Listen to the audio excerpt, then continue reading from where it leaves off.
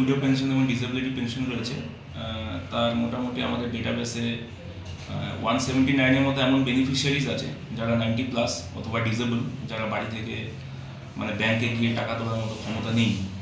তাদের জন্য আমাদের পঞ্চায়েত এবং যে রুরাল ডেভেলপমেন্ট রয়েছে সেই ডিপার্টমেন্টের নির্দেশে, আমাদের ডিপিআরডি স্যারের মানে নির্দেশে বলা চলে, আমরা 8টা গ্রাম পঞ্চায়েতের যারা নোডাল অফিসার রয়েছে, এনএসএপি নোডাল, তাদের সাথে আমরা ব্যাংকের সাথে একটা মিটিং করেছি। মিটিং করে ব্যাংকের হেল্প চেয়েছি, তারা হেল্প করতে রাজি হয়েছে। তাদের যে সিএসপিগুলো রয়েছে সেই সিএসপির মাধ্যমে এই পুরো প্রসেসটা হবে, যে এই সমস্ত বেনিফিশিয়ারি তারা যারা 90+ এজ হয়ে গেছে বা ডিসেবল হয়েছে, যারা বাড়ির বাইরে গিয়ে ব্যাংকে গিয়ে এই মানে স্কিমটা অ্যাভেল করতে পারছে না, বেনিফিটটা নিতে পারছে না, তাদের জন্য সিএসপিদের মাধ্যমে গ্রাম পঞ্চায়েত নোডালদের সহযোগিতায় তাদের বাড়ি বাড়ি পৌঁছে যাওয়া আমাদের লক্ষ্য।